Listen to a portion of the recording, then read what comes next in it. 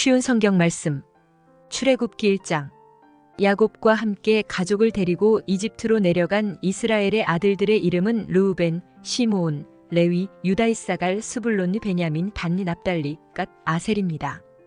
야곱의 자손은 모두 70명이었습니다.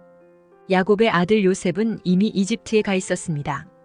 얼마 후에 요셉과 그의 형제들과 그 시대에 살았던 사람들은 다 죽었습니다. 그러나 이스라엘 백성은 자녀를 많이 낳아 그 수가 크게 늘어났습니다. 그들은 매우 강해졌고 이집트는 그들로 가득 차게 되었습니다. 그때의 새 왕이 이집트를 다스리기 시작했습니다. 그 왕은 요셉이 누구인지를 알지 못했습니다. 그 왕이 자기 백성 이집트 사람들에게 말했습니다.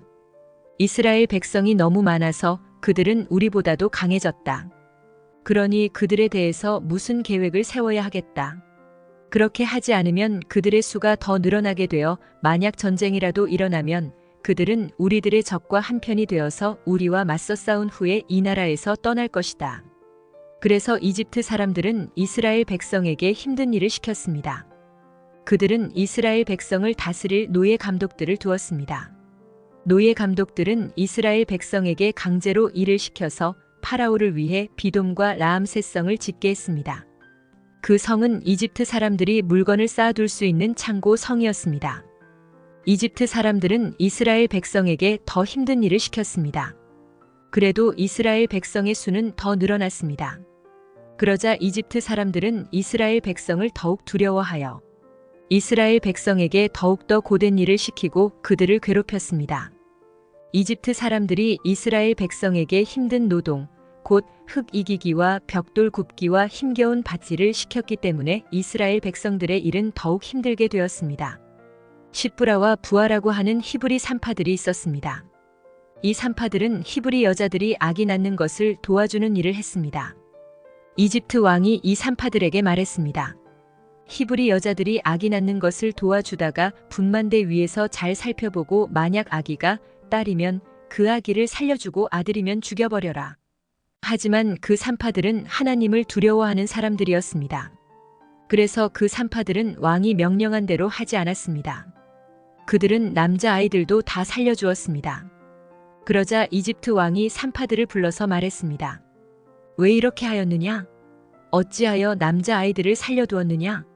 산파들이 파라오에게 말했습니다. 히브리 여자들은 이집트 여자들보다도 훨씬 튼튼합니다. 그래서 히브리 여자들은 우리가 도착하기도 전에 아기를 낳아버립니다. 하나님께서는 산파들에게 은혜를 베풀어 주셨습니다. 이스라엘 백성은 계속해서 수가 늘어났습니다.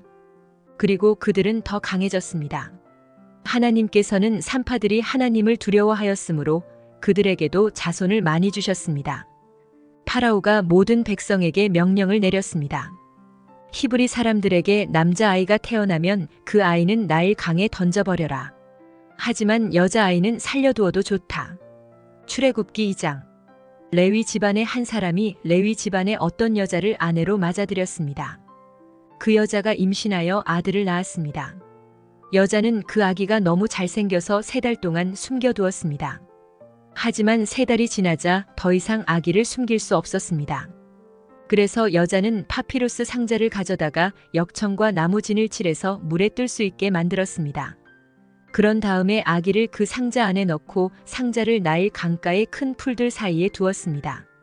아기의 누이가 얼마쯤 떨어진 곳에서 그 아기에게 무슨 일이 생길까봐 지켜보고 있었습니다. 그때 파라오의 딸이 목욕을 하려고 강으로 나왔습니다.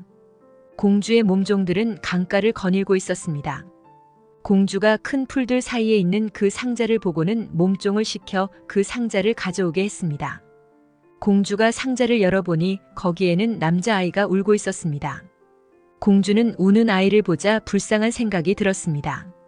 그래서 공주가 말했습니다. 이 아이는 틀림없이 히브리 사람의 아기일 거야. 그때의 아기의 누이가 나가서 공주에게 물었습니다. 제가 가서 이 아기에게 젖을 먹일 히브리 여자를 구해올까요? 공주가 말했습니다. 그래, 그렇게 하여라. 그래서 아이의 누이는 가서 아이의 어머니를 데리고 왔습니다. 공주가 그 여자에게 말했습니다. 이 아기를 데려가서 나를 위해 젖을 먹여주면 내가 그 삭을 주겠다. 그래서 여자는 그 아이를 데려가서 젖을 먹였습니다. 아이가 자라나자 여자는 아이를 공주에게 데리고 갔습니다. 공주는 아이를 자기 아들로 삼았습니다.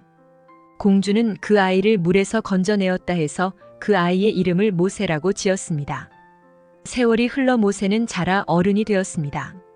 어느 날 모세는 자기 백성인 히브리 사람들을 찾아갔습니다. 모세는 그들이 힘들게 일하는 모습을 보았습니다. 또 어떤 이집트 사람이 자기와 같은 백성인 히브리 사람을 모질게 때리는 것을 보았습니다. 모세는 주변을 살펴서 아무도 없음을 보고 그 이집트 사람을 죽인 뒤에 그 시체를 모래에 파묻었습니다. 이튿날 모세가 다시 나가니 히브리 사람 둘이 서로 다투고 있는 모습이 보였습니다. 모세는 그 중에서 잘못한 사람에게 말했습니다. 왜 당신과 한 핏줄인 사람을 때리는 거요? 그 사람이 대답했습니다. 누가 당신을 우리의 지도자와 재판관으로 세웠소? 그래, 이집트 사람을 죽이듯이 나도 죽일 생각이요? 그 말을 듣고 모세는 두려워졌습니다. 모세는 내가 한 일이 탈로 났구나 하고 생각했습니다. 파라오가 모세의 일을 듣고 모세를 죽이려고 찾았습니다. 그러나 모세는 파라오에게서 달아나 미디안 땅으로 도망가 살았습니다. 하루는 모세가 우물가에 앉아 있었습니다. 미디안에 7딸을 둔 제사장이 있었습니다. 그의 딸들이 아버지의 양떼에게 물을 먹이려고 그 우물로 왔습니다. 딸들은 양떼에게 먹일 물을 구유에 채우고 있었습니다. 그런데 어떤 목자들이 와서 여자들을 쫓아냈습니다. 그러자 모세는 여자들을 도와 양떼에게 물을 먹여주었습니다. 여자들이 아버지 르우엘에게 돌아왔습니다. 르우엘이 딸들에게 물었습니다. 오늘은 어떻게 이렇게 일찍 돌아왔느냐? 여자들이 대답했습니다. 목자들이 우리를 쫓아냈지만 어떤 이집트 사람이 우리를 지켜주었습니다. 그 사람은 물을 길어서 양떼에게 먹여주기도 했습니다. 르우엘이 딸들에게 물었습니다. 그 사람은 어디에 있느냐?